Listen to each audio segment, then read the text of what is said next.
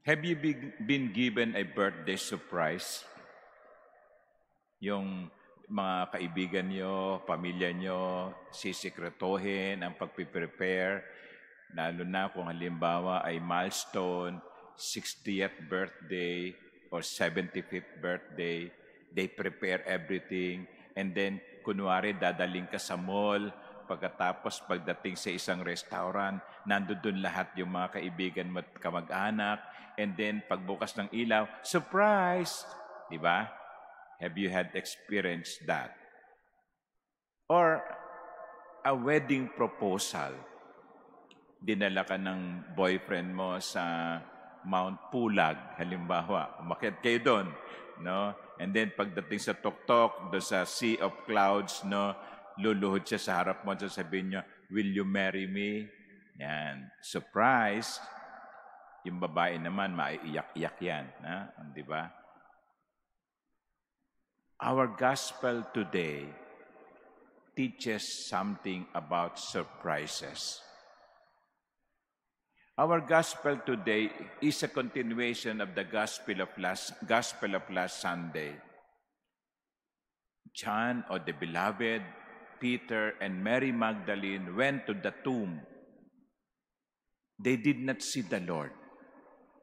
What Peter and John saw were linen cloth.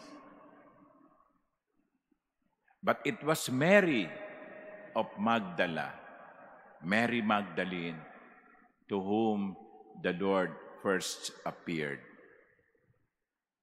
At si Mary Magdalena nagpunta doon na ang isip niya ay patay si Jesus. Kaya nga nagdala siya ng mga pabango, ng mga langis para linisin ang katawan ni Jesus. She did not expect something else. She was expecting a dead Lord, a dead body.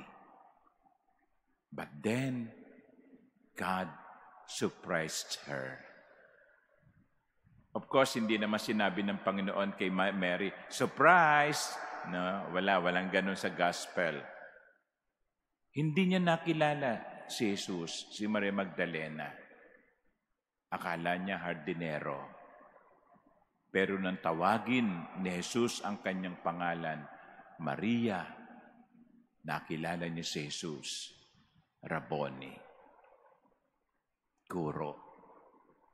My dear brothers and sisters, one of the messages of the resurrection is this: we have a Lord, we have a God of surprises.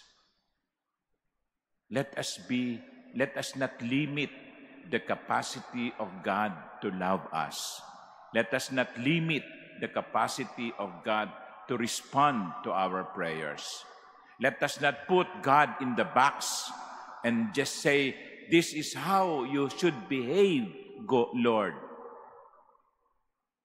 Because the Lord God will behave in a way different from what we expect.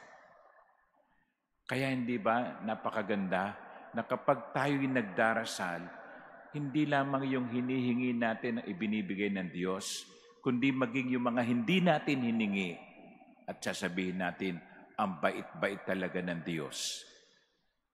Dahil ang Diyos, ibibigay hindi lamang yung kailangan natin, kundi kung ano yung gusto niyang ibigay sa atin. Our God is a God of surprises. But the other lesson here in the gospel is this: only the Lord can wipe the tears of Mary Magdalene.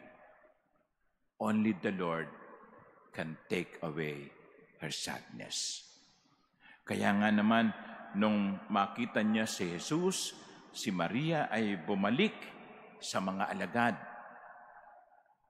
Wala na ang luha, wala na ang lungkot. Nakita na niya si Jesus na buhay.